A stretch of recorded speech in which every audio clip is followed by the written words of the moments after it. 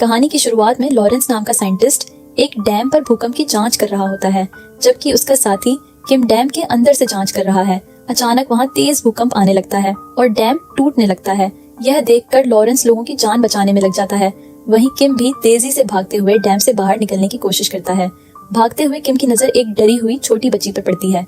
वह उसे उठाता है और आगे की तरफ दौड़ लगाता है। डैम तेजी से टूट रहा होता है और तभी अचानक किम के पैरों के नीचे से भी डैम का हिस्सा टूट जाता है, पर नीचे गिरने से ठीक पहले वह उस बच्ची को लॉरेंस की तरफ फेंक कर उसकी जान बचा लेता है। जब किम पीछे मुड़कर देखता है तो उसके पांव में एक लोहे की रड घुस चुकी होती है। उसे समझ आ जाता है कि अब उसका बचना नामुमकिन है। वह उस बच्ची को प्यार से देखता है और कहता है, अपनी आंखें बंद कर लो। इसके बाद पूरा डैम ढह जाता है, लेकिन किम की महान कुर्बानी से उस बच्ची की जान बच जाती है। इसके बाद सीन बदलता है और हम एक कार को देखते हैं जो एक्सीडेंट के कारण पहाड़ के बिल्कुल किनारे पर लटकी हुई है। उसके अंदर एक डरी हुई लड़की फंसी है। उसे बचाने के लिए एक रेस्क्यू हेलीकॉप्टर भेजा जाता है, जिसे हमारा हीरो रे चला रहा होता है। रे लोगों को बचाने में बहुत माहिर है और इससे पहले भी करीब 600 लोगों की जान बचा चुका है। जब रे की टीम उस गाड़ी के पास पहुंचती है तो वे देखते हैं कि गाड़ी काफी दूर है और वहां तक रस्सी नहीं पहुंच सकती, लेकिन रे हार नहीं मानता। वह एक बड़ा रिस्क लेता है और हेलीकॉप्टर को तिरछा करके बिल्कुल नीचे घाटी में ले आता है। अब हेलीकॉप्टर खतरनाक पहाड़ों के बीच उड़ रहा होता है। रे का एक साथी हेलीकॉप्टर से नीचे उतरकर गाड़ी में हुक लगाने की कोशिश करता है, लेकिन तभी गाड़ी स्लिप हो जाती है और उसका साथी नीचे ही फंस जाता है। गाड़ी के खिसकने से हेलीकॉप्टर पर भी बहुत ज्यादा प्रेशर पड़ने लगता है। रे समझ जाता है कि अब उसे खुद ही कुछ करना होगा। वह को पायलट को कंट्रोल सौंपता है और रस्सी के सहारे खुद नीचे उतर जाता है। अपनी पूरी ताकत लगाकर वह गाड़ी का दरवाजा खोलता है और उस लड़की को बाहर निकाल लेता है, जिसके तुरंत बाद हेलीकॉप्टर गाड़ी को छोड़ देता है। इस तरह रे उस लड़की और अपने साथी दोनों को बचा लेता है। अपना काम खत्म करके रे घर लौटता है, जहाँ वह बिल्कुल अकेला रहता है और अपनी फैमिली की पुरानी तस्वीरें देखने लगता है। दरअसल रे पहले अपनी पत्नी एम्मा, बेटी ब्लैक और छोटी बेटी मेलोडी के साथ एक बहुत ही खुशहाल जिंदगी जी रहा था। लेकिन एक साल पहले जब रे अपनी बेटी मेलोडी को राफ्टिंग पर ले गया था तो वहाँ डूबने से उसकी मौत हो गई थी। इसी गहरे दुख ने रे को अंदर तक तोड़ दिया और वह अपने परिवार से अलग हो गया। इस बीच डैम वाले हादसे के कारण रे की छुट्टियां कैंसिल हो जाती हैं और उसे वापस काम पर बुला लिया जाता है। ड्यूटी पर जाने से पहले रे अपनी बेटी ब्लैक से मिलने जाता है, पर वहाँ उसकी मुलाकात एम्मा के नए बॉयफ्रेंड डैनियल से होती है। उसे वहाँ देखकर रे को काफी गुस्सा आता है और वह वहाँ से काम पर निकल जाता है। इधर ब्लैक भी डैनियल के साथ सैन फ्रांसिस्को के लिए निकल जाती है। सैन फ्रांसिस्को पहुंचकर डैनियल एक जरूरी मीटिंग के लिए जाता है, जबकि ब्लैक लॉबी में उसका इंतजार करती है। वहाँ उसके सामने बेन नाम का एक लड़का बैठा होता है, जो ब्लैक को देखते ही उस पर फिदा हो जाता है और घबराहट में अपनी कॉफी गिरा देता है। ब्लैक मुस्कुराते हुए बेन को टिश्यू पेपर देती है। ब्लैक उससे पूछती है कि क्या तुम मेरे डैड से मीटिंग करने वाले हो। इस पर बेन कहता है कि नहीं, डैनियल तो इस कंपनी का बॉस है और मैं तो बस यहाँ जॉब इंटरव्यू देने आया हूँ। तभी बेन का भाई ओली वहाँ आ जाता है और वह बिना डरे ब्लैक से बेन के लिए उसका फोन नंबर मांग लेता है। यह सुनकर ब्लैक हंसने लगती है और बेन शर्म के मारे उसे चुप कराता है।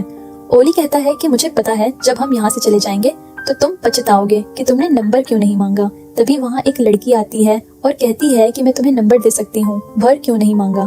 तभी वहाँ एक लड़की आती है और बन को उसके इंटरव्यू के लिए अंदर बुला लेती है। जैसे ही बेन वहाँ से जाता है, ओली ब्लैक से दोस्ती कर लेता है। दूसरी तरफ एम्मा एक ऊंची बिल्डिंग के टॉप फ्लोर पर लंच करने गई होती है। तभी उसे रे की कॉल आती है और रे अपने कल के बर्ताव के लिए एम्मा से माफी मांगता है। एम्मा कहती है कि कोई बात नहीं, मुझे यह तुम्हें पहले ही बता देना चाहिए था। पर तभी वहाँ जोरदार भूकंप आ जाता है। एम्मा घबराकर रे को बताती है कि यहाँ भूकंप आ गया है। यह सुनकर रे उसे फौरन छत पर जाने को कहता है और बताता है कि वह हेलीकॉप्टर लेकर वहीं आ रहा है। एम्मा अपनी जान बचाने के लिए छत की तरफ भागने लगती है और पूरी बिल्डिंग में भूकंप की वजह से भारी अफरा तफरी मच जाती है। जब एम्मा छत पर पहुंचती है तो देखती है कि हर तरफ भयंकर तबाही मच चुकी है। तभी अचानक छत का एक हिस्सा टूट जाता है और एम्मा नीचे गिर जाती है, जिससे उसे कुछ चोटें भी आती हैं, पर वह हिम्मत नहीं हारती और किसी तरह फिर से ऊपर चढ़ जाती है। इसी बीच रे भी वहाँ पहुँच जाता है, जिसे देखकर एम्मा के चेहरे पर स्माइल आ जाती है। लेकिन तभी बिल्डिंग में किसी वजह से भीषण आग लग जाती है और एम्मा तेजी से हेलीकॉप्टर की तरफ भागती है। रे हेलीकॉप्टर को ऑन टू पायलट पर सेट करता है और मदद के लिए रस्सी नीचे फेंकता है। तभी एक पूरी बिल्डिंग नीचे गिर जाती है, जिसके इम्पैक्ट से सारी बिल्डिंग्स गिरने लगती हैं। एम्मा भागकर रस्सी को पकड़ लेती है। रे उसे खींचकर ऊपर ले आता है और पूछता है, तुम ठीक तो हो। एम्मा कहती है, मैं ठीक हूँ। रे हेलीकॉप्टर को वहाँ से निकालने की कोशिश करता है, पर एक बिल्डिंग हेलीकॉप्टर से टकरा जाती है। जिससे हेलीकॉप्टर डैमेज हो जाता है। पर फिर भी रे किसी तरह उसे बिल्डिंग्स के बीच से निकाल लेता है। उधर दूसरी तरफ डैनियल की मीटिंग खत्म हो चुकी होती है और वह वापस ब्लैक के पास आ जाता है। जाने से पहले ब्लैक चुपके से ओली को पेन के लिए अपना नंबर दे देती है। फिर ब्लैक और डैनियल कार में बैठकर पार्किंग से बाहर निकलने ही वाले होते हैं कि तभी भूकंप के झटके वहां तक भी पहुंच जाते हैं। जान बचाने के लिए ड्राइवर तेजी से कार दौड़ाने लगता है, पर भूकंप की वजह से आगे का फ्लोर ही टूट जाता है और कार सीधे उसमें जा गिरती है। तभी ऊपर से एक बहुत बड़ा पत्थर सीधा ड्राइवर की सीट पर आकर गिरता है, जिससे वह मारा जाता है। इस क्रैश में ब्लैक के पांव सीट के नीचे बुरी तरह फंस जाते हैं। डैनियल उस सीट को उठाने की बहुत कोशिश करता है, पर उठा नहीं पाता। आखिरकार वह मदद मांगने के लिए बाहर निकलता है, जहाँ उसे एक सिक्योरिटी गार्ड मिलता है। डैनियल उससे कहता है कि मेरी बेटी नीचे फंस गई है, मुझे मदद चाहिए। उसकी यह बात वहाँ बेन भी सुन लेता है, लेकिन तभी ऊपर से बिल्डिंग का एक पत्थर सीधा उस सिक्योरिटी गार्ड पर गिरता है। यह देखकर डैनियल पूरी तरह घबरा जाता है और ब्लैक को छोड़कर अपनी जान बचाकर भाग निकलता है। क्या फट्टू है ये आदमी। वहीं ब्लैक किसी तरह रे को कॉल मिला लेती है। वो रे को बताती है कि मैं ऑफिस की पार्किंग में फंस गई हूँ और डैनियल मुझे छोड़कर भाग गया। यह सुनकर एम्मा को बहुत गुस्सा आता है, लेकिन तभी फोन कट जाता है। रे समझ जाता है कि अब अपनी बेटी को उससे ही बचाना होगा और वह हेलीकॉप्टर को सैन फ्रांसिस्को की तरफ मोड़ देता है। उधर पार्किंग में बेन और ओली ब्लैक के पास पहुंच जाते हैं। ब्लैक बताती है कि उसका पांव सीट के नीचे फंस गया है। दोनों मिलकर पत्थर उठाने की कोशिश करते हैं, लेकिन नहीं उठा पाते। ब्लैक उन्हें वहां से चले जाने को कहती है, क्योंकि बिल्डिंग कभी भी गिर सकती है। पर बेन कहता है कि हम तुम्हें छोड़कर नहीं जाएंगे। बेन कार की डिक्की खोलता है, जहाँ से उसे कुछ टूल्स मिलते हैं। उनकी मदद से बेन पत्थर को थोड़ा सा ऊपर उठाता है, पर वह ज्यादा ऊपर नहीं जा पाता। तभी बेन को एक कमाल का आइडिया आता है। वो कार के टायर्स की हवा निकाल देता है, जिससे ब्लैक के पांव आदत हो जाते हैं और वह उसे गाड़ी से निकाल लेते हैं। जब तीनों बिल्डिंग से बाहर आते हैं तो देखते हैं कि हर कोई जान बचाने के लिए भाग रहा है। तीनों एक बिल्डिंग के नीचे रुकते हैं। ब्लैक कहती है कि मुझे अपने पेरेंट्स से बात करनी होगी। बेन बताता है कि मोबाइल फर्स्ट काम नहीं कर रहे, वह ट्राई कर चुका है। ब्लैक कहती है कि मैं डैड से कांटेक्ट कर सकती हूँ, हमें बस एक इलेक्ट्रॉनिक स्टोर ढूंढना है। थोड़ा आगे आने पर उन्हें एक इलेक्ट्रॉनिक स्टोर मिल जाता है। ब्लैक कहती है कि इलेक्ट्रॉनिक मोबाइल काम नहीं करेंगे, हमें लैंडलाइन ढूंढना होगा। बन पूछता है कि तुम्हें इस बारे में कैसे पता। ब्लैक बताती है कि मेरे डैड एल रेस्क्यू में काम करते हैं। थोड़ा ढूंढने पर उन्हें एक लैंडलाइन मिल जाती है। ब्लैक रे को कॉल करती है और बताती है कि वह सुरक्षित है और यह भी कि डैनियल उसे छोड़कर भाग गया था। यह सुनकर एम्मा को बहुत गुस्सा आता है। फिर रे ब्लैक को सैन फ्रांसिस्को के एक ऊंचे टावर पर जाने को कहता है, जहां वह उन्हें लेने आ रहा है। इसके बाद एम्मा डैनियल को कॉल मिलाती है और उससे ब्रेकअप कर लेती है, जिससे रे भी खुश हो जाता है। थोड़ा आगे जाने पर हेलीकॉप्टर का इंजन फेल हो जाता है, क्योंकि पहले वह बिल्डिंग से टकराया था। रे हेलीकॉप्टर की सेफ क्रैश लैंडिंग एक स्टोर के अंदर करवा देता है। किस्मत से उन दोनों को कुछ नहीं होता और दोनों स्टोर से बाहर निकलते हैं।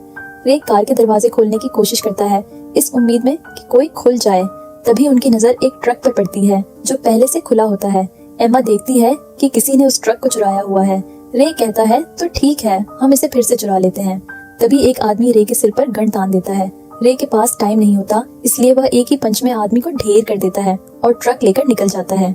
जब वह सैन फ्रांसिस्को के करीब होते हैं तो रे देखता है कि दो बूढ़े लोग उन्हें गाड़ी रोकने का इशारा कर रहे हैं। रे ब्रेक लगाता है, पर बाहर आकर हैरान हो जाता है, क्योंकि भूकंप की वजह से जमीन के बीच बहुत गहरा सुराग हो गया होता है। रे उस कपल के पास जाता है, उन्हें थैंक्स बोलता है और सैन फ्रांसिस्को जाने का कोई और रास्ता पूछता है। आदमी रास्ता बताता है, पर उसके लिए उन्हें फिर से 70 मील पीछे जाना होगा। यह सुनकर रे और एम्मा निराश हो जाते हैं, क्योंकि उनके पास टाइम नहीं होता। तभी रे की नजर आदमी की टोपी पर पड़ती है, जिस पर प्लेन बना होता है।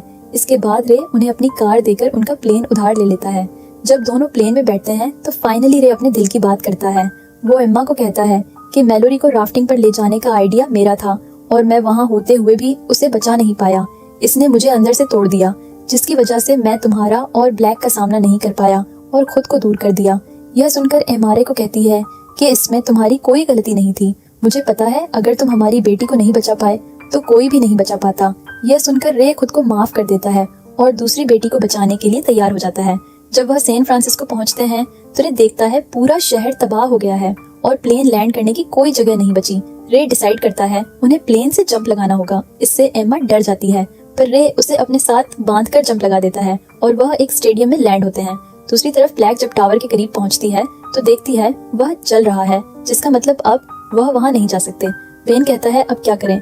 ब्लैक कहती है हमें किसी ऊंची जगह जाना होगा। ओली बुक देखता है और कहता है यहाँ नोब नाम का एक पहाड़ है पर वह दूसरी तरफ है।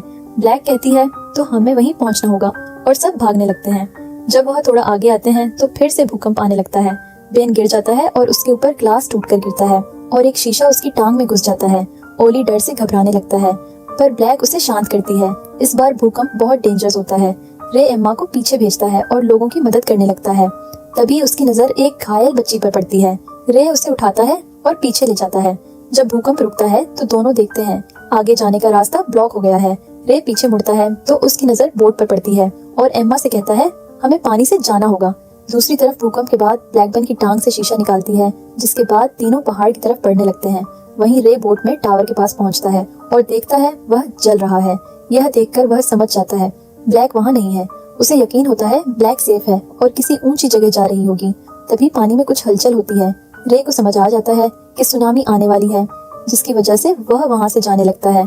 दूसरी तरफ ब्लैक को एक वॉकी टॉकी मिलता है जिस पर उसे सुनामी आने की खबर मिलती है और तीनों पास की एक बिल्डिंग की तरफ बढ़ने लगते हैं। वहीं रे को सामने से सुनामी आते दिखती है। अब बचने का एक ही रास्ता होता है, सुनामी को पार करना। रे बोट की स्पीड बढ़ाता है और सुनामी की तरफ बढ़ने लगता है। बाकी बोट्स भी सुनामी की तरफ बढ़ रही होती हैं।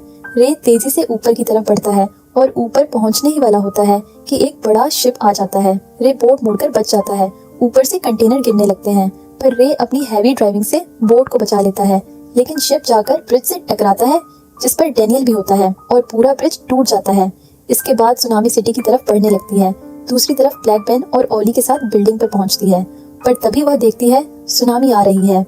सब जल्दी से पिलर्स पकड़ लेते हैं। सुनामी बिल्डिंग से टकराती है पर किस्मत से बिल्डिंग गिरती नहीं और तीनों एक टेबल को पकड़ लेते हैं।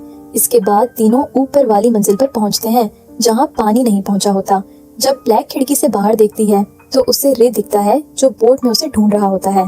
ब्लैक उसे आवाज देती है पर दूर होने की वजह से वह सुन नहीं पाते और वहां से जाने लगते हैं।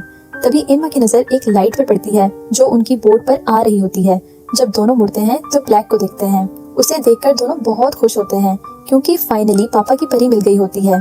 तभी बिल्डिंग पानी में गिरने लगती है और पानी अंदर चला जाता है। पानी के बहाव की वजह से बेन और ओली ब्लैक से अलग हो जाते हैं। बेन किसी तरह ओली को लेकर पानी से निकल जाता है पर ब्लैक नीचे फंस जाती है। रे बोट से जंप लगाता है और अंदर ब्लैक के पास जाता है। ब्लैक कहती है दरवाजा फंस गया है। रे उसे कहता है फिक्र मत करो, मैं तुम्हें बचा लूंगा। रे दरवाजा ओपन करने की कोशिश करता है पर नहीं कर पाता। ब्लैक रोते हुए कहती है मुझे बहुत डर लग रहा है डैडी। तभी बिल्डिंग पानी में डूब जाती है जिससे ब्लैक की सांस रुकने लगती है और वह बेहोश हो जाती है। रे अपनी पूरी ताकत लगाता है और किसी तरह दरवाजा ओपन कर लेता है। वह ब्लैक को लेकर ऊपर जाता है जहां बेन और ओली मौजूद होते हैं। बेन बाहर निकलने के लिए शीशा तोड़ने लगता है। एम्मा उसे देख लेती है और हटने का इशारा करती है, जिसके बाद वह बोट से शीशा तोड़ देती है। सब बोट में बैठते हैं और बाहर आते हैं। रे ब्लैक की छाती को दबाता है पर वह होश में नहीं आती। सबको लगता है ब्लैक अब नहीं रही, पर रे हार नहीं मानता और ब्लैक होश में आ जाती है, जिससे सब बहुत खुश हो जाते हैं। इसके बाद न्यूज पर बताया जाता है कि फाइनली भूकंप खत्म हो चुके हैं और मिलिट्री वहां मदद के लिए आ चुकी है। मूवी के एंड में सब साथ खड़े होते हैं। ब्लैक और बेन को आपस में प्यार हो गया होता है और रे और एम्मा भी फिर से साथ हो गए होते हैं। एम्मा से पूछती है अब क्या? रे कहता है झुकेगा नहीं साला, अब हम फिर से एक नई शुरुआत करेंगे। और यही मूवी एंड होती है। वीडियो पसंद आई तो लाइक और चैनल को सब्सक्राइब जरूर करें ताकि आप आने वाली और भी मजेदार वीडियोस देख सकें।